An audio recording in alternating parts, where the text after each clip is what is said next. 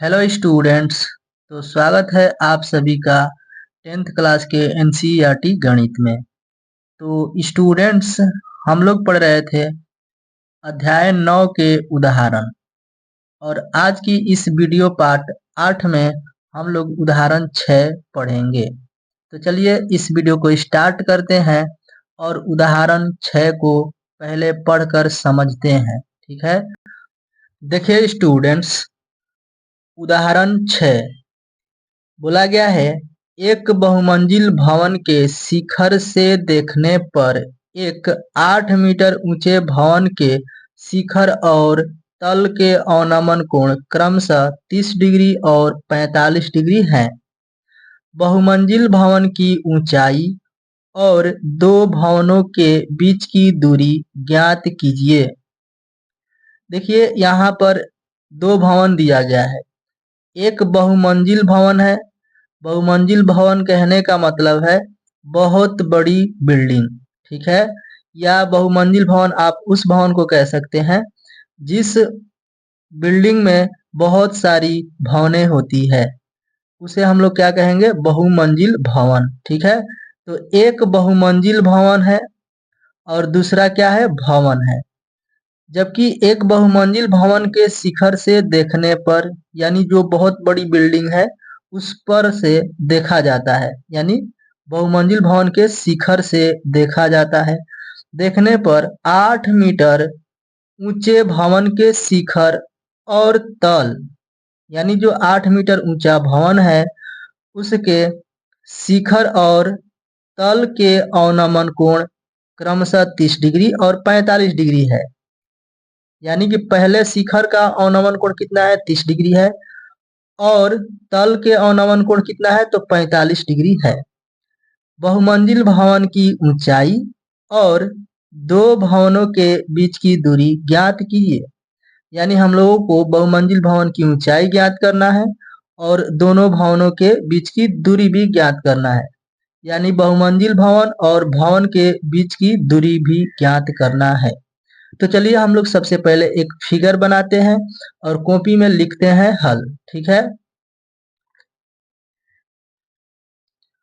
तो स्टूडेंट्स, सबसे पहले हम स्केल के हेल्प से एक क्षैतिज लाइन बनाएंगे, यानी धरातल जिसको हम लोग पृथ्वी कहते हैं। तो यहाँ पर हम एक क्षैतिज लाइन बना देते हैं, यानी कि यह क्या है, तो यह एक पृथ्वी है और पृथ्वी पर ही बहुमंजिल भवन भी होगा और भवन भी होगा। ठीक है, तो हम लोग बहुमंजिल भवन यानी बहुत बड़ी एक बिल्डिंग बनाएंगे और दूसरा एक भवन है जिसको इससे छोटा बनाएंगे। ठीक है, तो यहाँ पर हमने बना दिया, इसको हम लोग भवन कहेंगे और ये बहुमंजिल भवन है। ठीक है, जबकि हम लोग इस बहुमंजिल भवन का नाम हम लोग ए बी दे देंगे। ठीक है, और इसका नाम आप सी डी भी दे सकते हैं, यानी कि हम लोग इसको सी डी कह सकते हैं। ठीक है, तो हम लोग यहाँ से कह सकते हैं कि ए बी एक बहुमंजिल भवन है और सी डी एक भवन है। ठीक है, और बहुमंजिल भवन के शिखर से देखने पर 8 मीटर ऊंचे भवन, यानी कि भवन की ऊंचाई हम लोगों को दिया है 8 मीटर।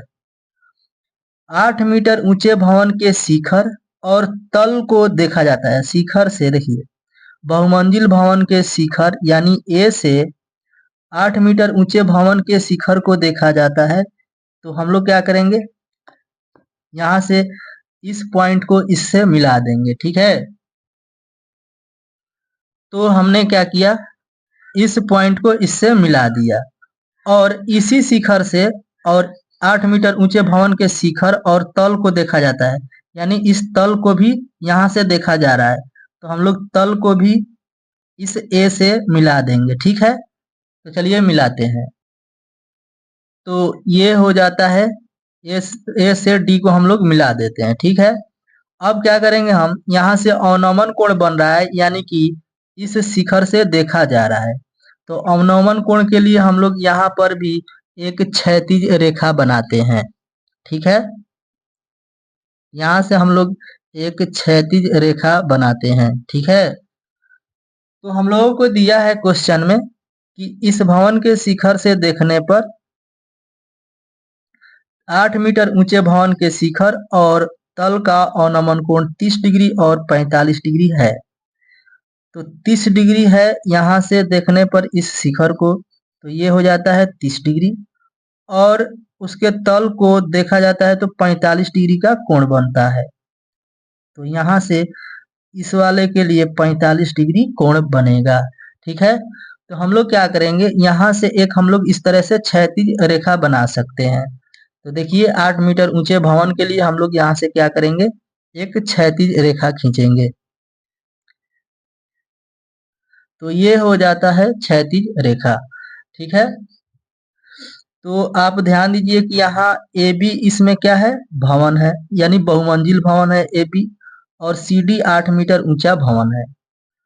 और हम लोग को बोला गया है कि दोनों भवनों के बीच की दूरी भी ज्ञात करना है, यानी कि इस ए बी भवन और सी डी भवन कितनी दूरी पर है।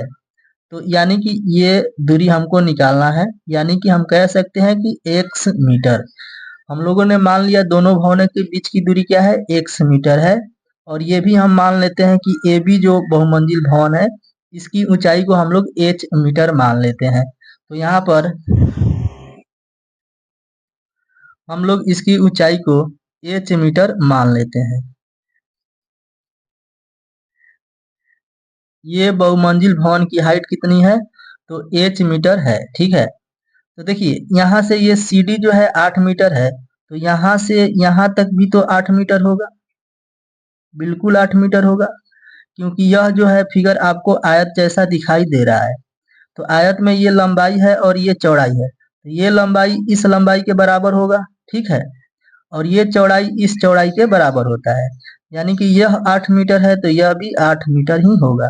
अगर ये यहाँ तक x मीटर है तो ये भी x मीटर होगा, यानी कि यह भी क्या है, x मीटर है।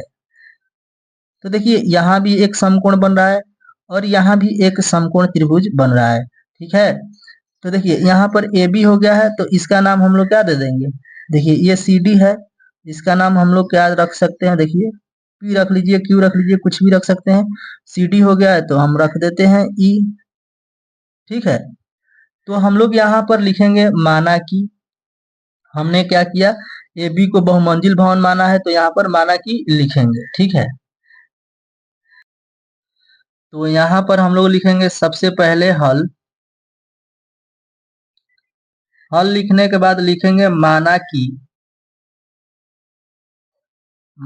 कि ए बी एक बहुमंजिल भवन, ए बी एक बहुमंजिल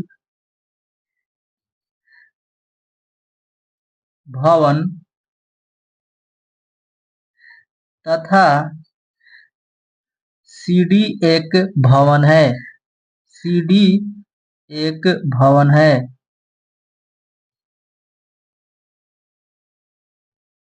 सी डी एक भवन है जिसकी ऊंचाई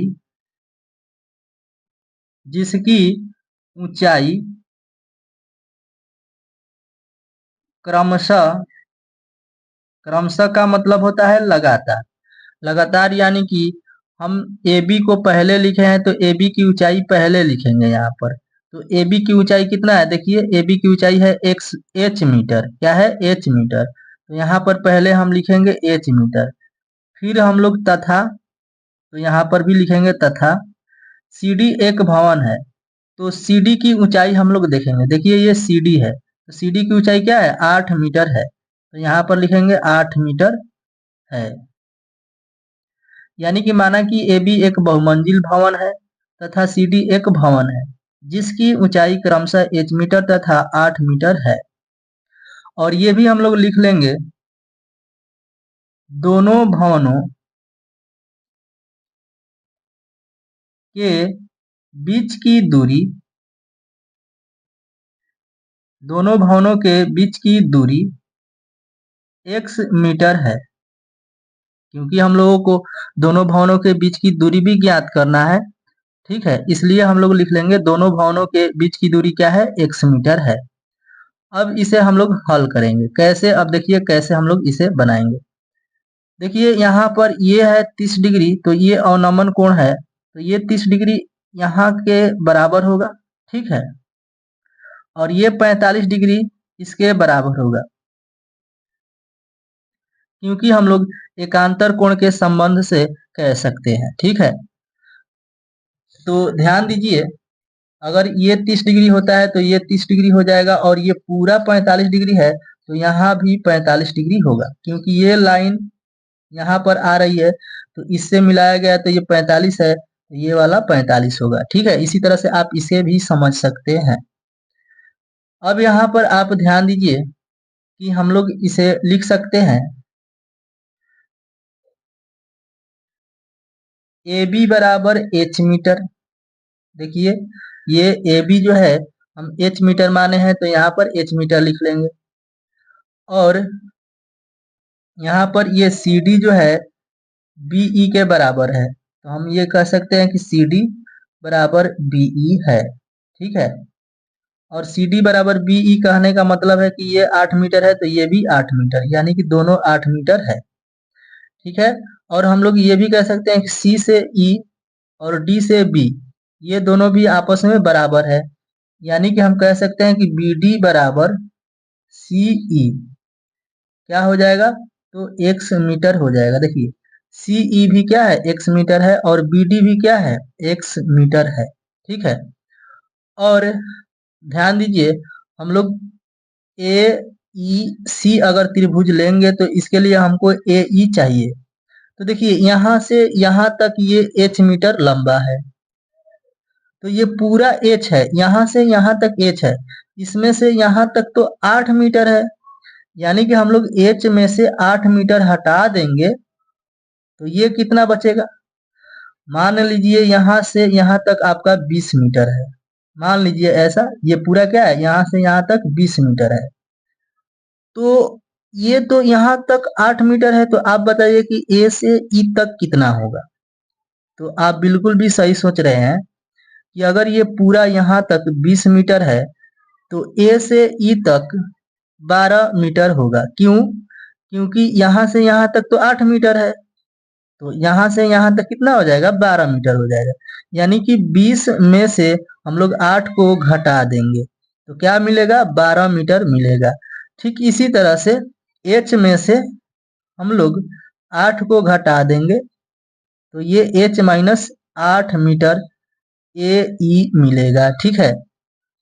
तो हम लोग यहाँ लिख सकते हैं कि ए ई बराबर हो जाएगा एच माइनस 8 मीटर, ठीक है। तो स्टूडेंट्स उम्मीद करते हैं कि आप लोग बहुत ही अच्छे से समझ पा रहे होंगे। तो इसी तरह से हम लोग आगे बढ़ते हैं, तो ध्यान दीजिएगा स्टूडेंट्स, हम लोग यहाँ पर देख रहे हैं कि एक त्रिभुज है ए बी डी, तो हम इस त्रिभुज को लेकर चलते हैं ए बी डी को। तो यहाँ पर लिखेंगे समकोण त्रिभुज, समकोण त्रिभुज ए बी डी में, समकोण त्रिभुज ए बी डी में आप देख रहे हैं कि समकोण त्रिभुज जो ए बी डी है इसमें ये कोण 45 डिग्री है, तो 45 डिग्री के लिए ये वाली भुजा ए बी हो जाएगी और ये भुजा बी डी हो जाएगी। तो ये भुजा आधार है और ये लंब है, तो लंब और आधार में कौन सा त्रिकोणमितीय अनुपात लगता है बताइए, तो लंब बटे आधार होता है, तो हम लोग इसे tan थीटा बोलते हैं, यानी कि हम लोग इसमें फॉर्मूला यूज करेंगे tan 45 डिग्री, तो यहाँ पर लिखेंगे tan 45 डिग्री बराबर लंब, लंब हो जाएगा ये ए बी, तो यहाँ पर हो जाएगा ए बी बटे में आधार हो जाएगा बी डी, ठीक है। देखिए आगे tan 45 डिग्री का मान होता है 1, तो इसके बटे में भी 1 हम लोग कर सकते हैं, ठीक है। ए बी का मान तो है एच मीटर, देखिए आपको यहाँ पर दिया गया है एच मीटर, बटे में बी डी, देखिए बी डी कितना है, एक्स मीटर है। तो हम लोग h में 1 में गुना कराएंगे तो h हो जाएगा, x में 1 में गुना कराएंगे तो x हो जाएगा। ठीक है, तो इसको हम लोग इतना पर ही छोड़ सकते हैं। इसको मान लेते हैं समीकरण 1। यहाँ पर समीकरण 1 मानिए या मत मानिए, कोई दिक्कत नहीं है। ठीक है, देखिए अगला त्रिभुज इसमें है ए ई सी, तो हम लोग लिखेंगे समकोण त्रिभुज ए ई सी में 30 डिग्री के लिए ये लंब हो जाएगा और ये आधार हो जाएगा। ठीक है, तो यहाँ पर लिख लेते हैं पुनः समकोण त्रिभुज ए ई सी में, समकोण त्रिभुज ए ई सी में tan 30 डिग्री, tan 30 डिग्री के लिए आप ध्यान दीजिए, यहाँ पर 30 डिग्री है तो 30 डिग्री के लिए ये ए ई क्या हो जाएगा, लंब हो जाएगा और ये भुजा आधार हो जाएगी। ठीक है, क्योंकि ये सटी हुई भुजा है आधार और ये 30 डिग्री के सामने वाली भुजा है तो इसे लंब कहेंगे। ठीक है, यानी कि ए ई बटे में सी ई होगा, tan 30 डिग्री बराबर ए ई बटे में सी ई होगा। देखिए स्टूडेंट्स, tan में 30 डिग्री का मान आपको याद होगा 1/√3 होता है। ए ई कितना होगा तो ध्यान दीजिए, यहाँ पर ए ई हमने लिखा है h-8, तो यहाँ पर हम लोग h-8 रख लेंगे बटे में सीई। सीई कितना है देख लीजिए, सीई है x मीटर, तो यहाँ पर हम लोग x रख लेंगे। ठीक है, और यहाँ से हम लोग क्या करेंगे, तिर्यक गुणा करा देंगे, तो x में 1 में गुना होगा तो x हो जाएगा और √3 में इसमें गुना होगा तो देखिए क्या होगा, √3 गुणा करा देंगे हम लोग h-8 में, x में 1 में गुना कराएंगे तो x हो जाएगा। ठीक है, तो स्टूडेंट्स √3 में h में गुना कराएंगे तो √3h हो जाएगा और इसी √3 से हम लोग 8 में गुना कराएंगे तो ये देखिए माइनस है तो यहाँ पर -8 में √3 में गुना कराएंगे तो 8√3 हो जाएगा और बराबर में x रहेगा। ध्यान दीजिए स्टूडेंट्स, √3 h को h लिखेंगे, 8√3 को 8√3 लिखेंगे और यहाँ पर x जो है आप देख पा रहे हैं कि समीकरण 1 में ये x h के बराबर है, तो हम लोग x के स्थान पर h रख सकते हैं। तो यहाँ पर हम लोग क्या करेंगे, इस x के स्थान पर हम लोग h रख लेंगे। ठीक है, तो यहाँ से √3h और इस h को हम लोग इस साइड लाएंगे, तो यहाँ पर ये प्लस में है, इधर आएगा तो माइनस में हो जाएगा और ये देखिए माइनस में इस साइड आएगा तो क्या हो जाएगा, 8√3 प्लस में हो जाएगा। ठीक है, और आप ध्यान दीजिए h तो यहाँ पर कॉमन हो जाएगा, h कॉमन हो गया तो h से ये h तो कैंसिल हो जाएगा, √3 बचेगा। ये h से h कितना बार में कैंसिल होगा, तो ये h से h कटेगा तो एक बार में कटेगा यानी 1 बचेगा, इधर बचेगा 8√3। ठीक है, और यहाँ से हमें h बराबर क्या मिलेगा, ध्यान दीजिए h अपने स्थान पे रहेगा, इधर बचेगा 8√3 और ये गुणा में है ये पूरा, तो इधर आएगा तो बटे में हो जाएगा। ठीक है, तो इसके बाद हम लोग क्या करेंगे, हर का परिमेयकरण करेंगे। जब भी हर में अपरिमेय संख्या आती है तो उसका करणी करते हैं हम लोग। ठीक है, तो देखिए हर का परिमेयकरण करेंगे तो ये 8/8√3 है ना, तो 8√3 हो जाएगा और बटे में √3 -1 है और इसी बटे को हम लोग यहाँ पर अंश में भी और हर में भी लिखेंगे, तो √3 है तो √3, माइनस है तो यहाँ पर हम लोग लिखेंगे प्लस, 1 है तो 1, अगर यहाँ पर प्लस होगा तो यहाँ पर माइनस लिखेंगे, अगर माइनस है तो यहाँ प्लस लिखेंगे और जितना ऊपर लिखेंगे उतना ही नीचे लिखेंगे। ठीक है, तो हम लोगों को h मिलेगा, देखिए 8√3 से हम लोग इसमें गुणा कराएंगे तो 8√3 से इस √3 में गुना होगा तो √3 से √3 तो क्या होगा, रूट से रूट कैंसिल हो जाएगा यानी 1 3 इसमें से बाहर निकलेगा, यानी कि हम लोग कहेंगे 8 गुने ये 3 हो जाएगा। क्या हो जाएगा? 8 गुणे 3। और 8√3 से इस प्लस 1 में गुना होगा तो प्लस में 8 रूट में 3 हो जाएगा। ठीक है, बटे में a माइनस बी। आप यहाँ से जानते हैं ये है a plus B, a minus B. तो यहाँ पर हम लोग √3 का स्क्वायर माइनस 1 का स्क्वायर कर सकते हैं। ठीक है, a plus B into a minus B के फॉर्मूला से। तो यहाँ से 8 में 3 में गुना कराएंगे तो 8 तिहाई कितना हो जाता है? 24। तो हम यहाँ पर लिखते हैं, ध्यान दीजिएगा।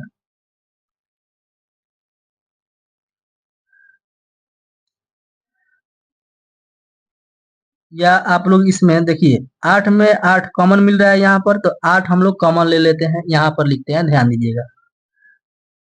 तो h बराबर हो गया 8 कॉमन हो गया तो बचेगा कितना? 3 प्लस ये 8 तो कॉमन हो गया, बचेगा रूट में 3 बटे में 3 का स्क्वायर, यानी यहाँ पर बचेगा केवल 3 और 1 का स्क्वायर का मतलब होता है 1। ठीक है, तो h बराबर मिलेगा 8 इंटू 3 प्लस रूट में 3 बटे में 3 में से 1 जाएगा, 2 बचेगा, 2 से ये 4 बार में कैंसिल हो जाएगा। तो h बराबर होगा 4 इंटू 3 प्लस रूट 3। ठीक है, 4 इंटू 3 प्लस रूट 3 हो जाएगा। ठीक है, और हम लोग ये भी कह सकते हैं कि अगर h का मान इतना है तो इसलिए x का मान कितना होगा? x भी तो h के बराबर था। देखिए यहाँ पर h और x क्या है? आपस में दोनों बराबर है। तो हम लोग कह सकते हैं कि x भी कितना होगा? x भी इतना ही होगा, यानी 4 इंटू 3 प्लस रूट में 3। तो हम लोग अतः कह सकते हैं, अतः बहुमंजिल भवन की ऊंचाई, बहुमंजिल भवन की ऊंचाई, बहुमंजिल भवन की ऊंचाई बराबर, ये ऊंचाई है 4 इंटू 3 प्लस रूट 3 मीटर, और दोनों भवनों के बीच की दूरी, तो दो भवनों के बीच की दूरी, और दो भवनों के बीच की दूरी को हम लोगों ने x माना था, तो x का मान भी इतना ही है। तो हम लोग यहाँ पर लिखेंगे 4 इंटू 3 प्लस रूट 3 मीटर, और ये हो जाता है इस प्रश्न का आंसर। ठीक है, तो स्टूडेंट्स उम्मीद करते हैं कि आप लोग बहुत ही अच्छे से इस प्रश्न को समझ पाए होंगे। तो अगर आपको यह वीडियो पसंद आया है तो इस वीडियो को एक लाइक और एक प्यारा सा कमेंट कीजिए, और इस वीडियो को ज़्यादा से ज़्यादा अपने दोस्तों में शेयर कीजिए, क्योंकि इस चैनल पर आपको इसी तरह से बिल्कुल बेसिक से और गहराई में आपको समझाया जाएगा। तो इस चैनल पर अगर आप नए हैं तो इस चैनल को सब्सक्राइब कर लीजिए और इस चैनल पर आप बने रहिए। ठीक है, तब तक के लिए थैंक यू। आप लोग इसका स्क्रीनशॉट लेना चाहते हैं तो ले लीजिए। जय हिंद, जय भारत।